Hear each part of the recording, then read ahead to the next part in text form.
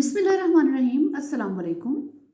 Video शुरू करने से पहले आपसे रिक्वेस्ट है कि अगर अभी तक आपने चैनल को सब्सक्राइब नहीं किया तो काइंडली सब्सक्राइब कर लीजिए और बेल आइकन को प्रेस कर लीजिए ताकि न्यू आने वाली वीडियोस की नोटिफिकेशंस आपको इन टाइम मिल सकें। आज हम जिस टॉपिक पर बात कर रहे हैं वो है प्रिविलेज। प्रिविलेज की डिफरेंट काइंड्स और प्रिविलेज कम्युनिकेशन के हवाले से सबसे पहले तो हम ये देखेंगे कि प्रिविलेज है क्या। प्रिविलेज यानी रियायत या इस्तेहकाक।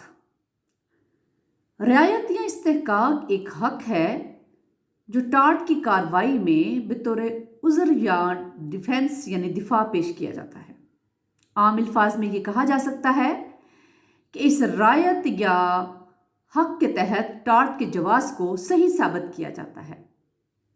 आम अल्फाज में हम ये कह सकते हैं कि टाट में जो रॉन्ग एक्ट हुआ है, अगर जिम्मेदार शख्स उसका कोई जवाब पेश कर देता है तो यूं उसका फेल जो है वो प्रिविलेज यानी रियायत या इस्तेहकाक में आ जाता है। यानी अगर कोई शख्स ये कहे कि उसने कोई फेल जो टाट की तारीफ में आता हो किसी एहतियार, रियायत या इस्तेहकाक की बिना पर किया है, या ये वो अंसर है कि फ़लाँ रियायत इस्तेहकाक के तहत उसे ये हक हासिल था, तो कहा जाता है कि ऐसा रियायत या ऐसा हक जो है वो उसकी प्रिविलेज थी, लिहाजा उसके खिलाफ कार्रवाई नहीं हो सकती। रियायत या इस्तेहकाक की दो बुनियादी इक़साम है।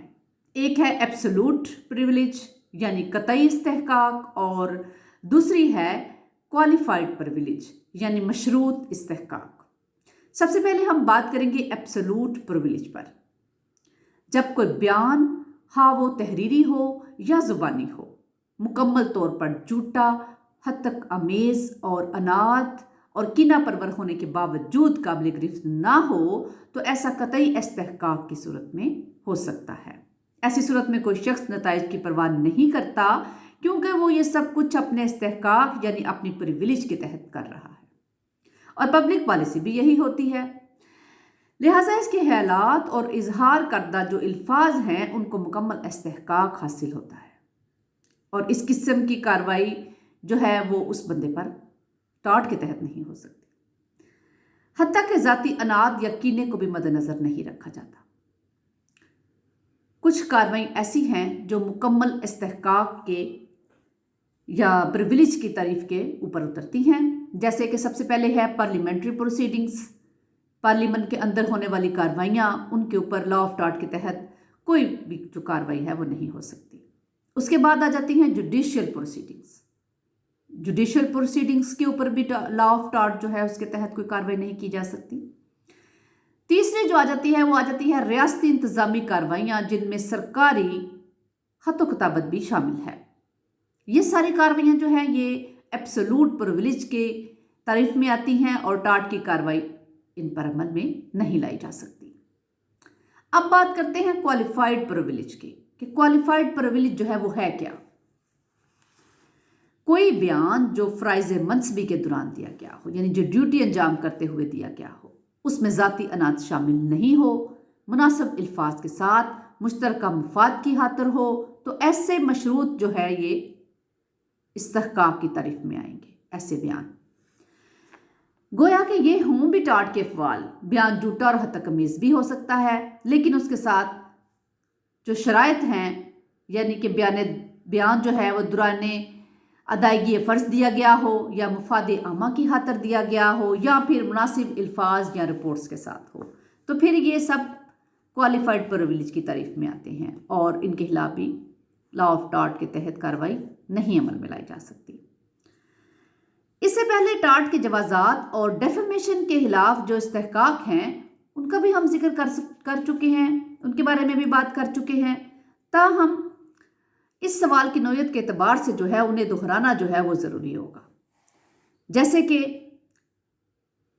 क्वालिफाइड प्रिविलेज में भी पार्लियामान की कार्रवाइयाँ आ जाती हैं, यानी पार्लियामेंट्री प्रोसीडिंग्स आ जाती हैं, जुडिशियल प्रोसीडिंग्स आ जाती हैं, उसके अलावा सेमी जुडिशियल प्रोसीडिंग्स आ जाती हैं, उसके अलावा फिर स्टेट एग्जीक्यूटिव प्रोसीडिंग्स आ जाती हैं और रियासती इंतज़ामी कार्रवाइयाँ भी आ जाती हैं। पेशा वराना महारत पर मबनी जो ख़त व किताबत होती है वो भी इसमें आ जाती है।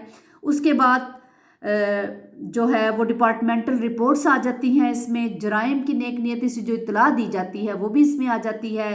खुफिया तहकीकात आ जाती हैं, बयानात आ जाते हैं। उसके अलावा बाएतमाद ताल्लुक़ की बिना पर जो ख़त व किताबत की जाती है या इत्तलाआत की इंफॉर्मेशन की फ्राहमी की जाती है वो भी क्वालिफाइड प्रिविलेज के तारीफ में आती है। अब हम बात करते हैं प्रिविलेज कम्युनिकेशंस की।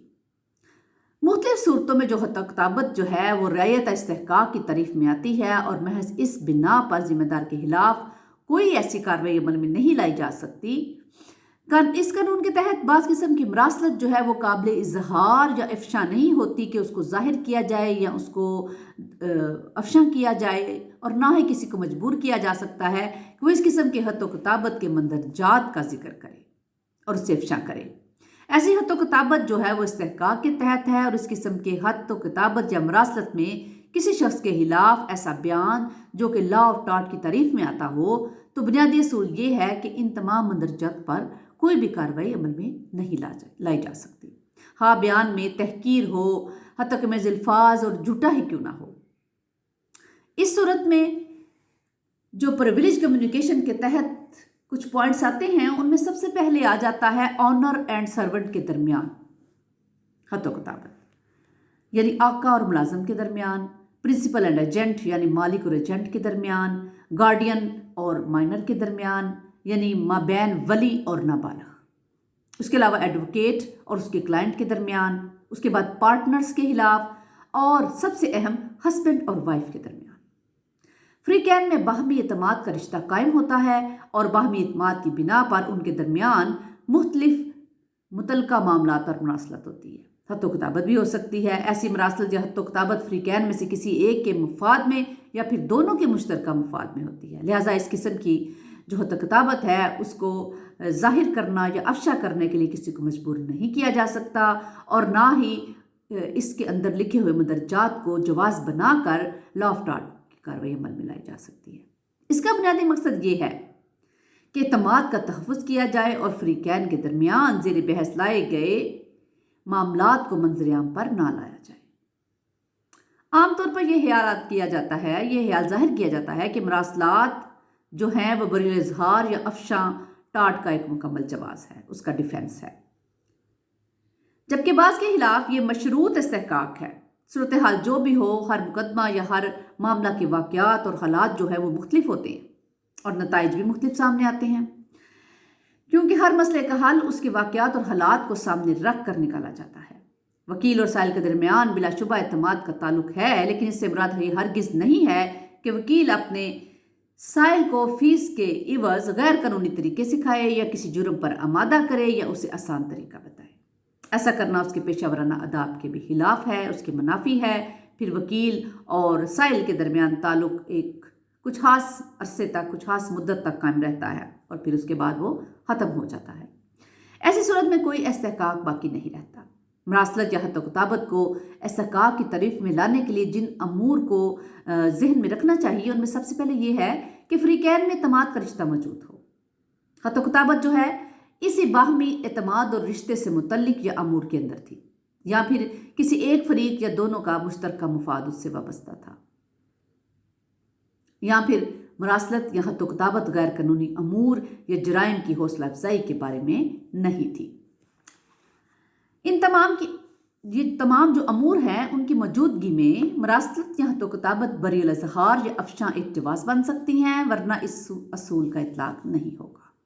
इसलिए कहा जाता है कि प्रिविलेज कम्युनिकेशन एक मुकम्मल डिफेंस है, मुकम्मल दिफा है, और ये टाट के खिलाफ होता है और इस पर कभी भी कार्रवाई नहीं हो सकती। ये था प्रिविलेज के बारे में और उसकी काइंड्स के बारे में, और उसके अलावा प्रिविलेज कम्युनिकेशन के बारे में कुछ खास बातें जो आपके साथ डिस्कस की हैं। नेक्स्ट वीडियो में हम किसी और टॉपिक के साथ हाजिर होंगे। अल्लाह ताला आपका और मेरा हामी नासिर हो और हम पर अपना खास फज़ल व करम फरमाए। चैनल को सब्सक्राइब कीजिएगा। अल्लाह हाफ़िज़।